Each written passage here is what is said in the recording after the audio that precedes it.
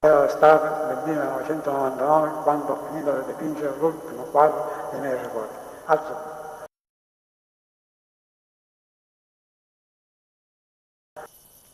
Un gioco che si faceva da ragazzo, parlo degli anni 50 e 60, quando ancora non esistevano giocattoli o video elettronici come oggi nel 2001. Ricordo i giochi che si facevano oltre alla zumma, a muccia, che era nascontino, a chiappa, scinguarsi, un sciangatello, un pammomuro, infine un pallone autocostruito con carta fotolare e pezzi di stoffa, il tutto legato con l'asfalto.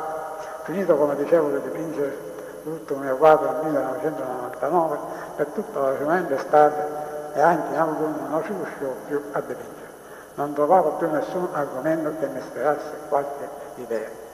A fine dicembre ho avuto l'ispirazione di fare un quadro dedicato al millennio e il giubileo di cui si parlava tanto in televisione.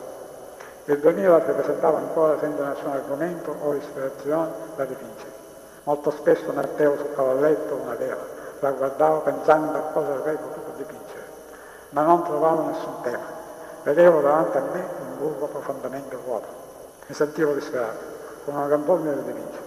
Tale era l'ispirazione e la voglia che ne ho parlato con un foglio di carta, scrivendo stati d'animo di un momento. La pittura.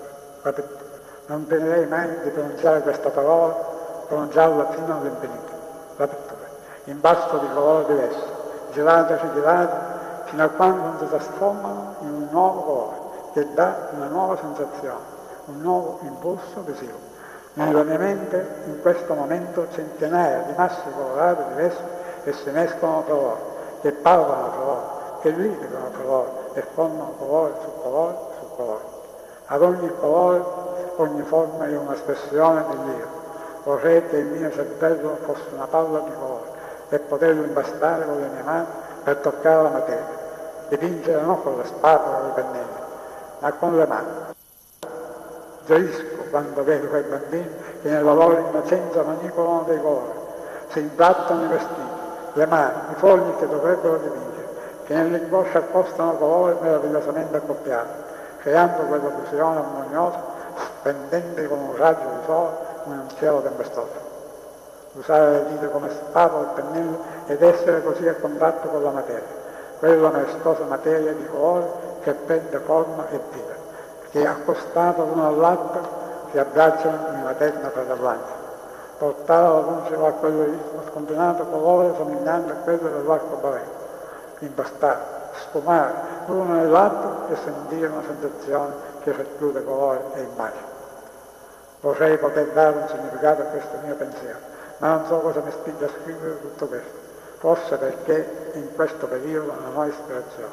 Nel mio animo sento una gran voglia di dipingere, ma sono bloccato da un'assenza indefinita. Non so quali molteplici interpretazioni e stati d'animo ci siano nella mia vestita. Forse nel mio ingoscio vorrei catturare l'attimo poetico dell'animo e collocarlo nel vasto quadro della vestita universale. E forse nel mio stile cromatico, nel mio sacro vorrei rappresentare nella tela stati d'animo che racchiudono poesia. Forse. Questo è durato per tutto l'anno del 2000. Arriva il nuovo anno e la mia astinenza pittorica continua.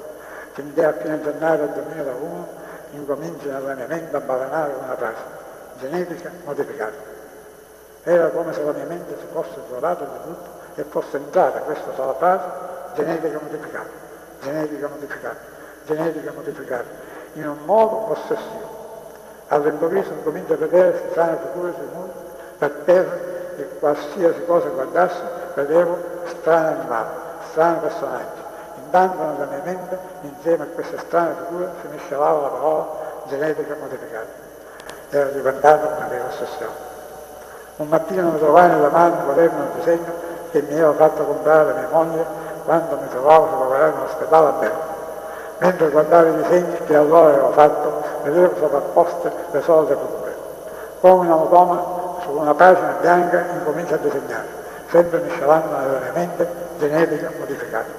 Così escono figure, disegni di figure intersecate fra loro, stamballati in apparenza e continuo a disegnare per parecchi mesi, dimenticandomi completamente della pittura. All'improvviso questo disegno di vedevo volare e si risvegliava nel mio io il desiderio smanioso di dipingere. Dopo un lungo travaglio per stabilire la misura della tela, nasce la nuova tematica genetica modificata. Mario prima, al quadrato.